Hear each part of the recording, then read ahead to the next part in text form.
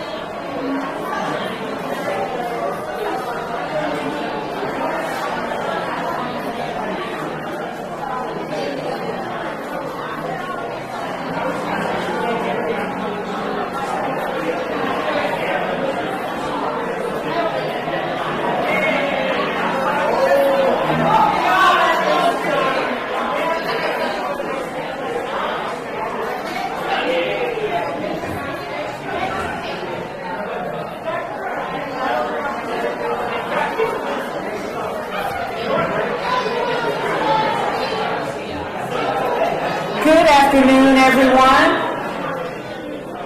Good afternoon.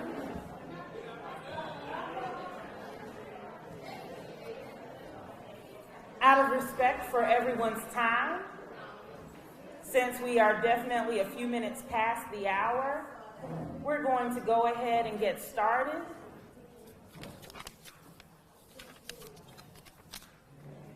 My name is Dr. Love Jones. I am the Director of the Human Rights Department with the City of Greensboro.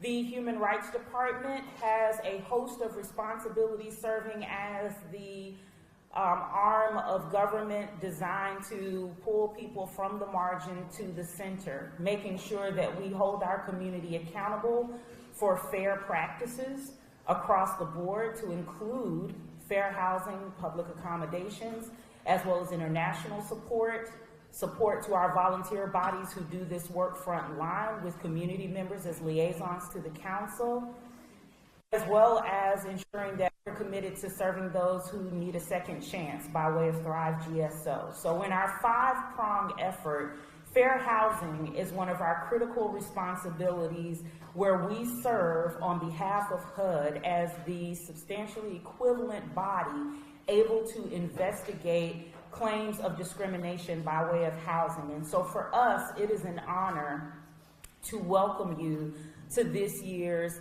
Fair Housing Luncheon. For us, it's even more exciting because of the fact that this is the first time that we have been able to reconnect in person in quite some time to really raise awareness about some of these critical practices that impact our community by way of discrimination. The whole point of this luncheon is to make sure that people remember that discrimination exists, that it is sometimes overt and covert, and that we have to see ourselves as agents in eradicating those acts that leave people displaced or only accessing housing that is substandard. And so for this year, the theme is houseable. And we're focusing on a conversation about those who are differently abled, navigating what it means to secure safe, fair, and affordable housing in our city. So I'm really, really thankful to all of you for coming out to have what will actually be a conversation that will be facilitated by one of our staff members, Paula Washington, who is our Outreach and Education Coordinator. But I want to take the time now to acknowledge our elected city officials who keep housing access as a priority for our city. And so to the mayor and members of council, if you would please wave your hand or stand if you so desire. Let's please give a hand to our city leaders. If we have other elected officials, I've said so many hellos on the way in the door, I'm starting to lose count, but if we have any other elected officials here, if you would please wave your hand and or stand to be acknowledged. We certainly appreciate you being present as well. I would also like to acknowledge our executive leadership by way of our city manager's office. A lot of the work that happens day in, day out, according to the task of each department, is also led by our city management team. And so I want to take the time to acknowledge those who are here from our city management team. If you would please raise your hand.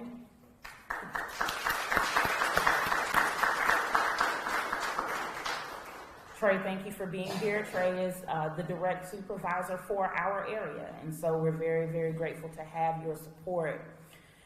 The pandemic taught us one thing, and that is that its ripple effect will be felt for the time to come.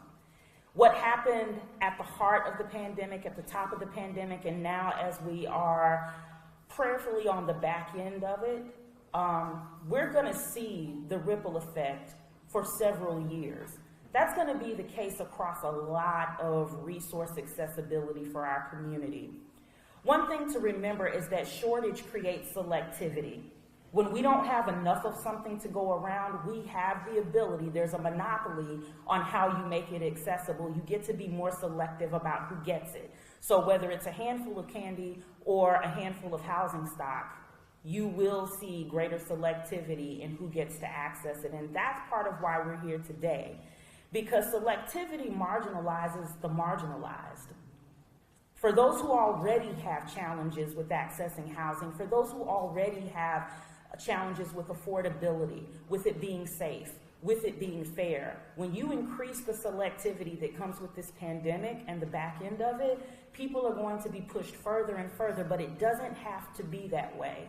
And so the conversation for today is how we can each challenge ourselves to be more mindful of the role we play in making sure that people can have safe, fair, and affordable housing regardless of the identity markers that make up who they are. To be differently abled is to be abled. And that's what we forget sometimes, is that differently abled does not mean no ability or lack of ability. It only means that there are different abilities. And so we don't have the right or privilege to assume whether people are able to secure, maintain, afford housing simply because they have a different ability. And so we're going to talk more about that today. I thank you all for being active participants in this conversation that we're going to have. On the table, you see, in addition to your programs, there are name tags. Please feel free to fill out those name tags so that people know who you are, so that people can know who they're sitting next to. But also there is some information about some of the statistics, some of the processes that are connected to differently abled populations securing housing. So please take a look at some of the information that's on the table. I am going to turn it over now into the hands of Paula Washington, our new Outreach and Education Coordinator, who's been with us since January. If you will please welcome her to the podium so that she can give some follow-up instructions for getting lunch. Thank you, Paula.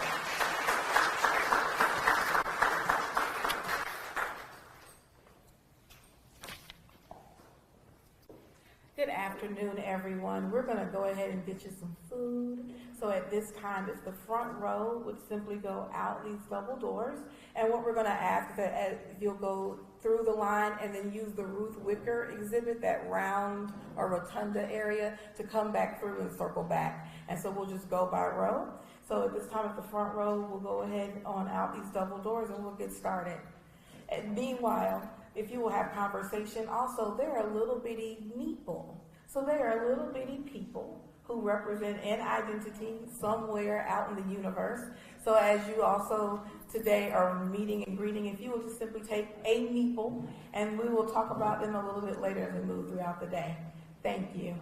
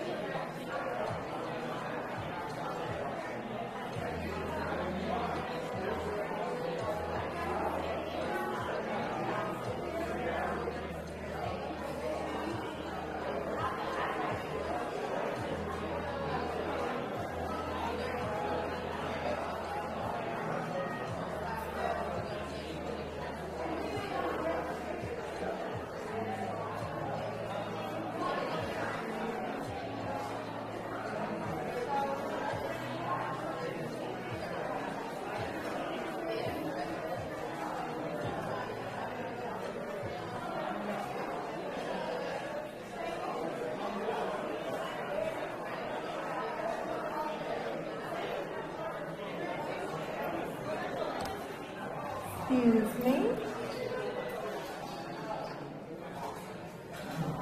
I think we pretty much have everybody back with us.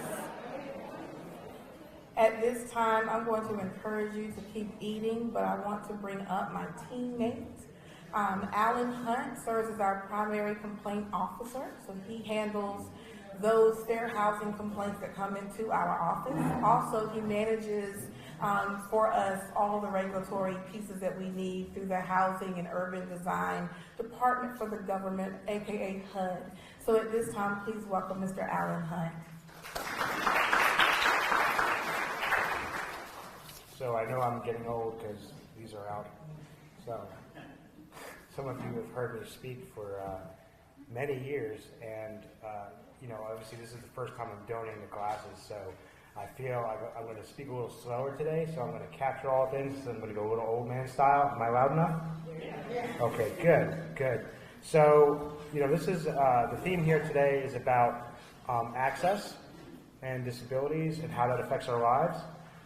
We have a phrase, if you've ever read the thrilling Fair Housing Act and its embodiments, the state and local versions of that, it is a keep you up all night kind of read. Not really, but there's this sort of phrase, this bedrock phrase that was taught. I was actually had the privilege of being taught directly by HUD, the last generation of investigators in the country taught by HUD directly in Washington, D.C.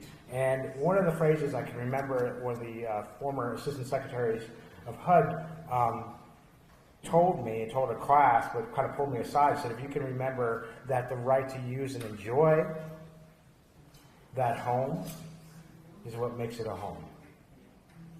So, I'm going to stick to my script.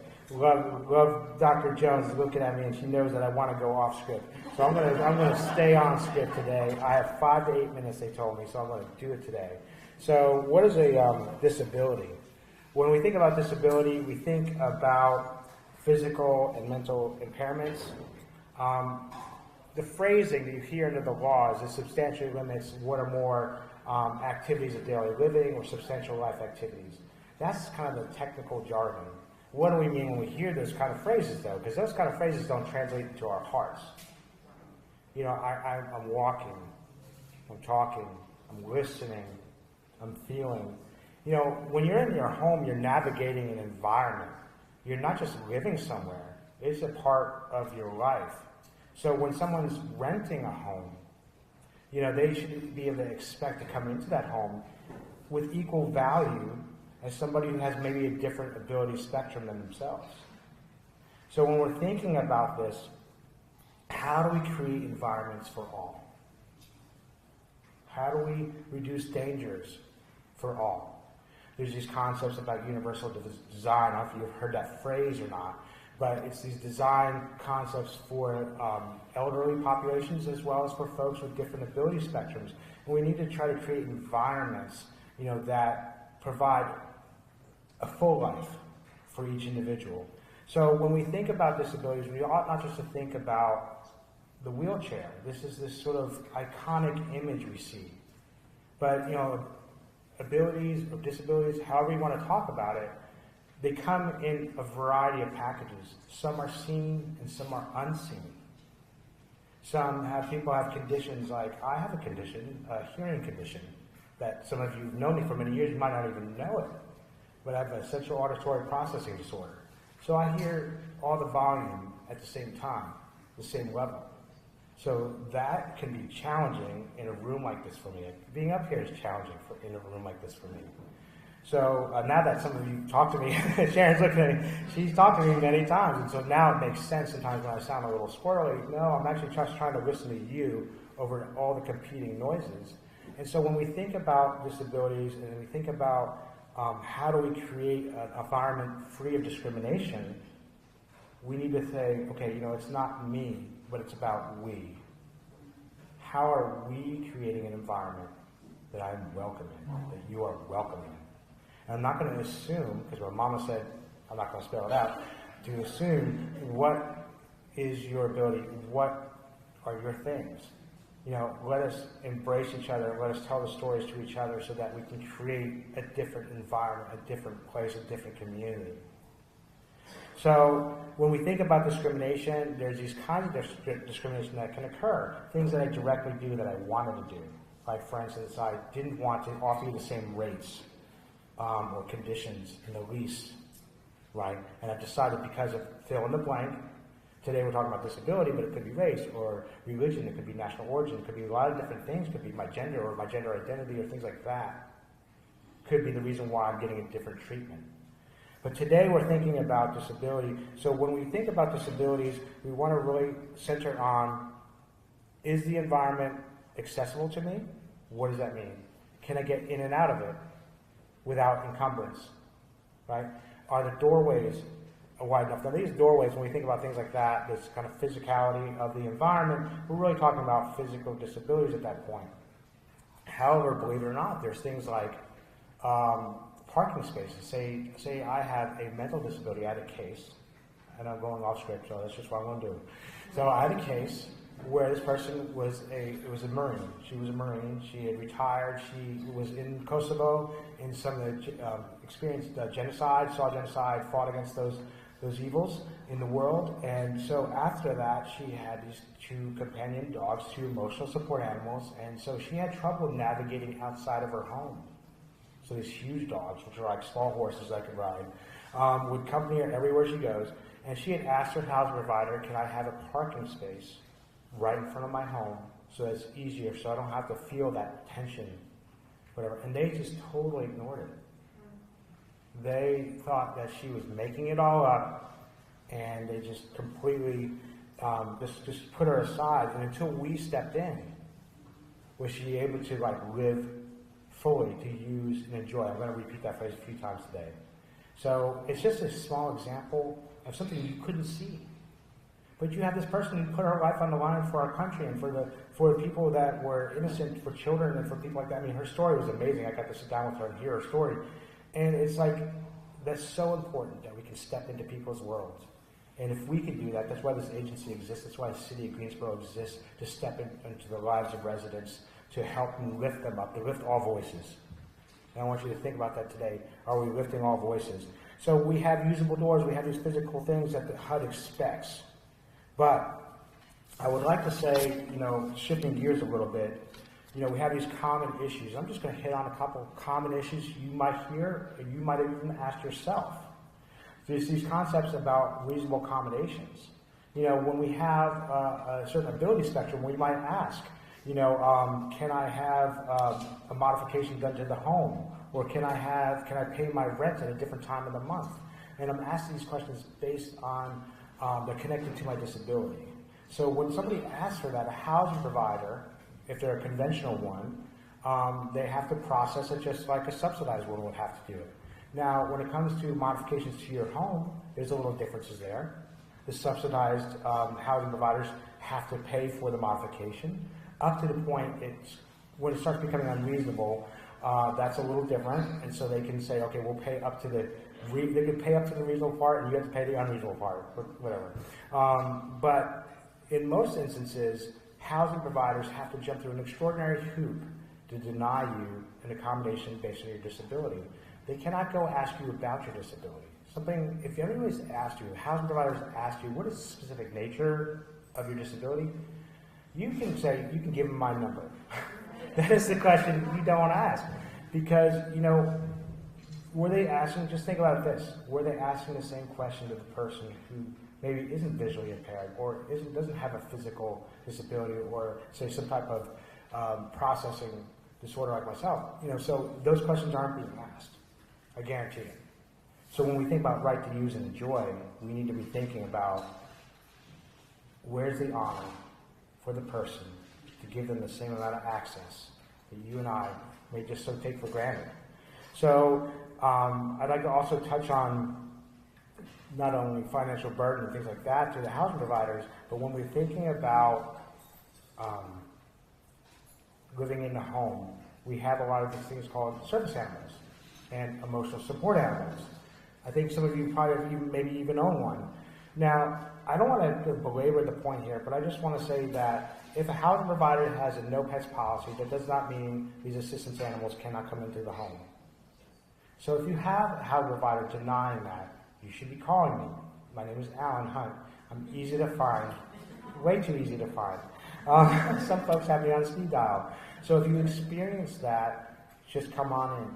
These animals here, sometimes, I've been a property manager and my family owns properties and I know lots of developers and I work with the Realtors Association and groups like that, and they call me. I just got a call yesterday by them. And, the challenge here, again, is not how do we keep people out, but a shift in perspective needs to happen where how do we invite people in? So I wrote all these fancy, explanatory terms that you'd like to know about fair housing today. I'm available offline for these conversations. I have trained, I don't even know how many people I've trained, a lot of people. But I'm happy for a conversation. It's free of charge. I can talk to you about almost every aspect of the Fair Housing Act, state, local, whatever, and we can get into those nuances. about zoning, about all these different issues. So that's not a problem. But I just wanted to hit on those notes that it's important to be welcoming. And not only use the dwelling, but help others do so. And that's all I got to say. So thank you.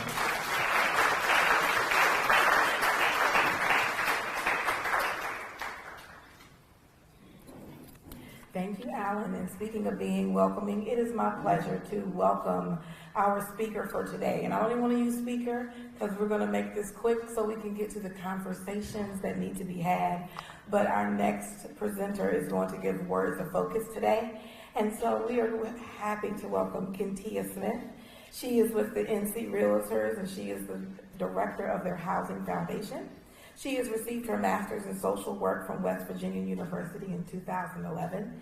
Her previous job roles include working with behavioral health and substance abuse, supportive services for veterans, aging youth out of the foster care system, and unsheltered or homeless populations.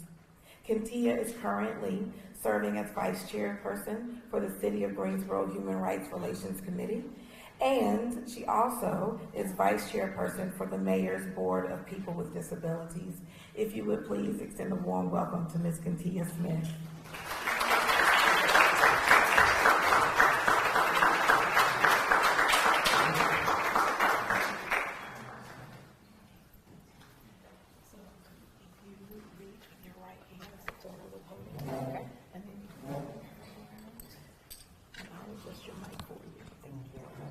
Am I the only person that hears their bio and is like, oh, I did do something?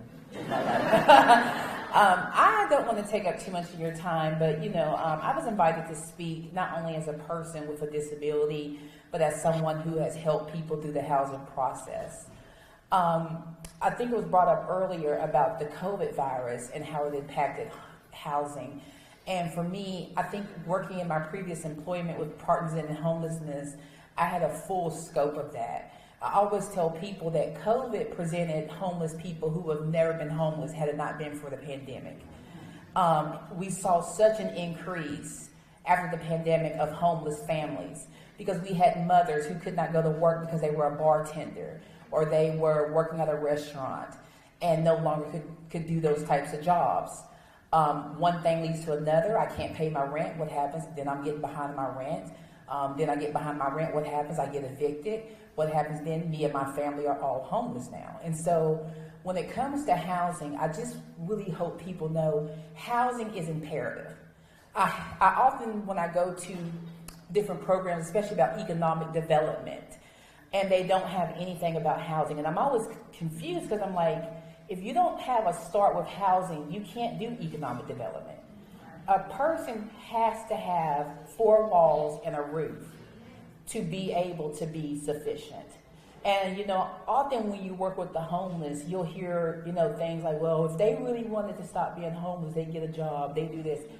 You cannot be stable if you don't have safe and sufficient housing. I don't care who you are. I don't care your race, your gender, or whatever. If you do not have safe and sufficient housing, you cannot progress in your life. And unfortunately, housing is very imperative now. As a person with a disability, I've also experienced discrimination with housing. Mine was more of them thinking because I was visually impaired that I did not take the things that need to be fixed seriously, thinking, well, she can't see it. Mr. Allen, I have reached out to your Fair Housing who supported me, Ms. Carla. I don't know if she's here. When I submitted my report about some repairs that I had been asking over and over for my housing people to repair. I always say Ms. Carla came in and was looking at stuff I never even considered. By the time she left and they came through, they had fixed stuff I never even knew they looked at, including the problem that I had. And so I'm a very big proponent of if something is not working for you, especially when it comes to housing, please reach out to support. Because if you're paying your money and you're living as a person who's trying to respect everybody, you deserve safe and sufficient housing. Also, I want to say that when it comes to housing, we need to do more focus not only on more available housing, but housing that is affordable for everyone. A lot of times people will see your salary and say, oh, you make $50,000, you make $60,000, you don't qualify for any housing programs. And sometimes I always tell people, just because you see that number in black and white does not tell you what this person has to do in their day-to-day basis. It is true.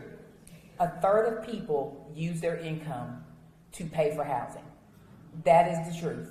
I want to say 50% of their income, but they will say a third, because housing is so expensive. And it's not just because of the city, it's not because of the landlords, it's just because there is a need, and there is actually a cost that has influxed because of COVID, I believe. I always tell people I don't blame no property manager, because I know a lot of property managers, they lost hundreds of thousands due to COVID. So I never want to blame any property manager. I think we just have to look at the system and say, okay, where is the housing need, and how do we get this need resolved? That's one thing I love about the city of Greensboro. You know, you see a lot of development going on, and I know people have mixed reviews about things like that. But for me, when I see new housing going up and working with the homeless, I think of, wow, that could be a place that someone's going to be able to live now that's going to have space. Is that always true because of pricing? No.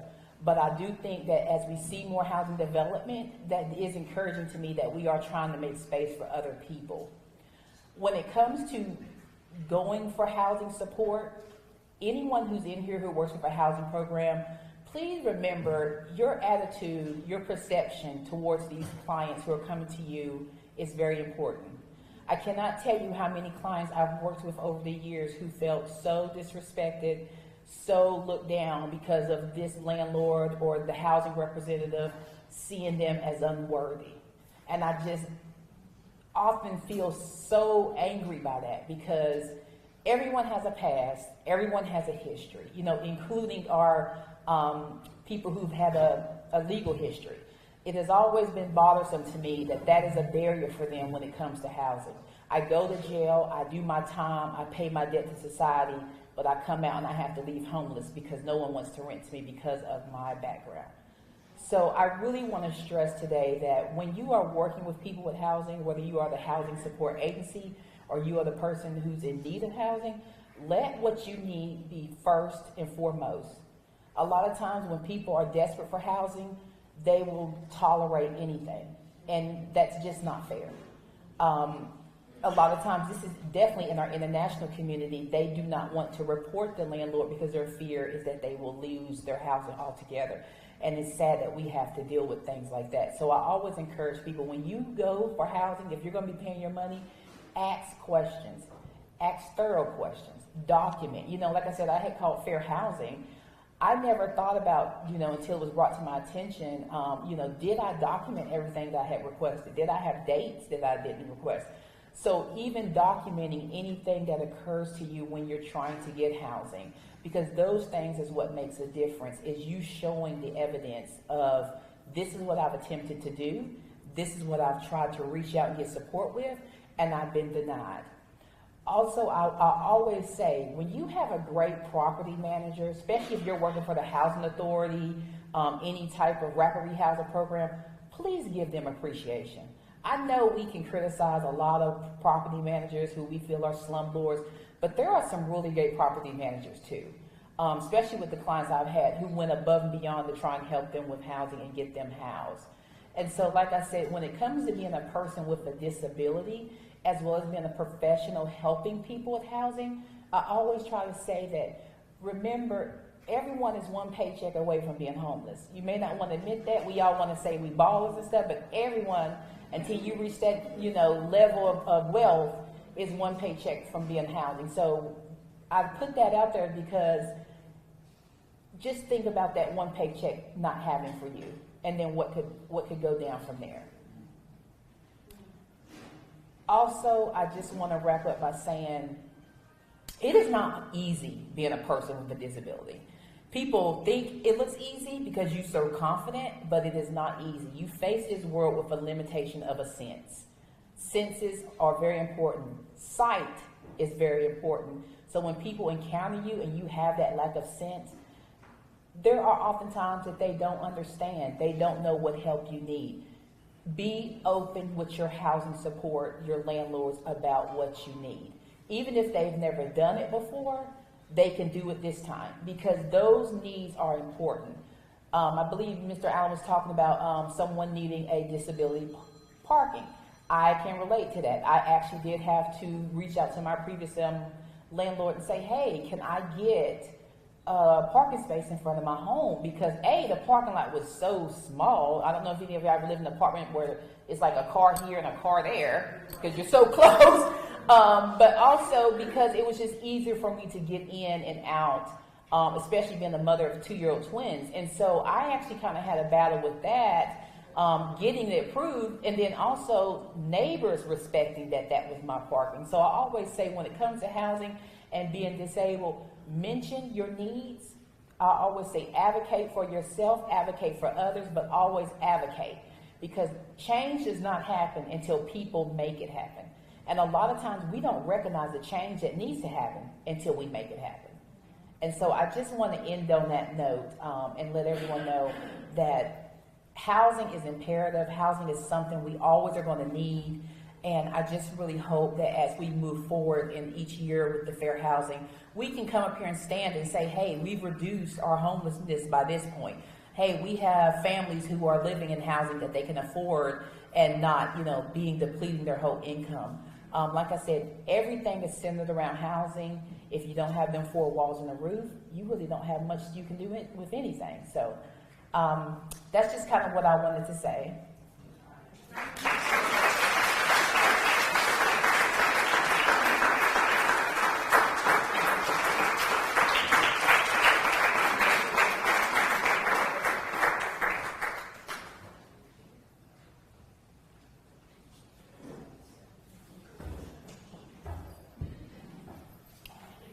So I didn't know the mother of twins, 2-year-old twins.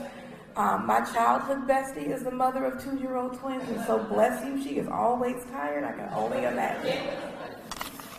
So now we are here for the fun part. On your table are a few things. We're going to go through them together, and I'm going to turn you loose. You'll see me walk around a little bit, but I want to hear from you. So we have our little people. At this point in time, you can pick your favorite color, your least favorite color, something that matches the color of your shoes. Doesn't really matter. Just make sure you have a little person with you. We also have a very fancy pen. Now, I will give you the brief history on these pens because I would like them back. I am coming to the city from working high school, and so for my students that excelled, they got to join the Shine Bright Like a Diamond wall, so they would earn a pin. So these are from my stash. I still use them, so we will have someone collect them at the end of the day. But that person will be our handy-dandy recorder, and we have our little conversation guide. Each table should have one. And there are just some general questions. The blocks are not indicative of the amount of information. I want to get that out there right now. I am not, the teacher in me does not need an essay. However, we do want to make sure that we are able to capture what is happening at your table. And we use this information and data as we plan for our fair housing series of quarterly events that we will be putting forth to the public to help encourage this conversation and also to let us know where we need to bring forth more info to the public. So at this time, I will turn it over to your tables. You'll see a little colored grid on page 3. I will read through it really quick. So if you have an orange meeple, you are going to address the conversation from the perspective of a person that has impacted mobility and or a musculoskeletal disability. If you have yellow, you will approach the conversation from the perspective of an individual who is deaf or hard of hearing. If you have red, you will approach the conversation as though you are the perspective of chronic illness or invisible disability. Green is speech disabilities. Pink are intellectual disorders. White are neurological impairments or disorders. Black is for people who identify as blind or sight impaired. Gray You will think about if you have a mental illness or psychological disorder. Blue, developmental impacts. And purple will be those who are dealing with addiction. So at this time, think about where you want to approach that. Use your phones. You can look things up. I will move through. Enjoy your conversation.